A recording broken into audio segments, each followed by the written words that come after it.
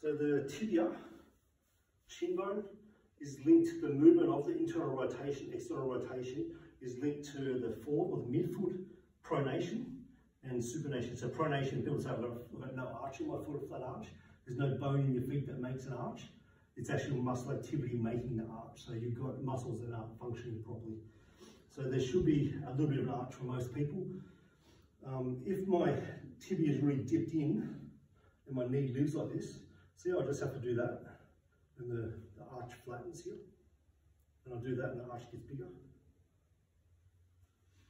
So what I'm doing here is making the rotation at the knee. So the knee has bending motion, flexion, extension, that's its main role, and a small capacity to rotate. And I'll show you this because I've trained this.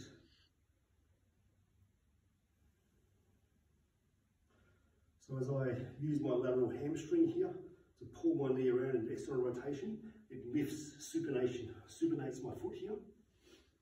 And then as I turn it back in, pronates this here. So internal rotation is linked with pronation or a flatter arch. As I pull that back around, a higher arch or supination. So what's really important is that you can actually do this. A lot of people can't do this consciously.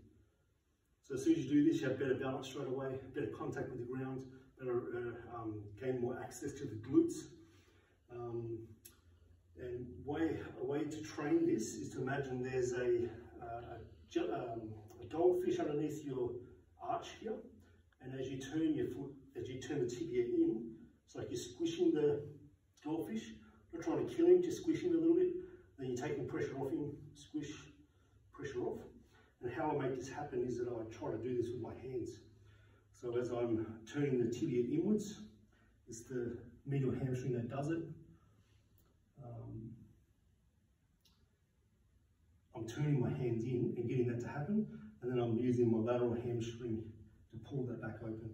So you're doing this with your hands to start, then you try to get the muscles to follow. I'm not doing this with my feet. Feet are staying relaxed, toes are staying relaxed. So as I turn in, should flatten out. We'll go flatter. As I open out this way, should lift up. And this is called listening foot from Joanne Elphinston.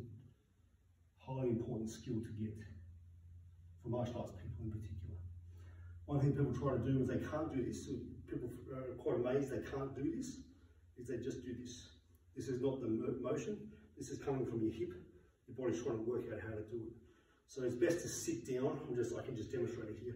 Sit in a chair, block the knee off. So you can't have any side-to-side motion with the knee. So it has to come from here down.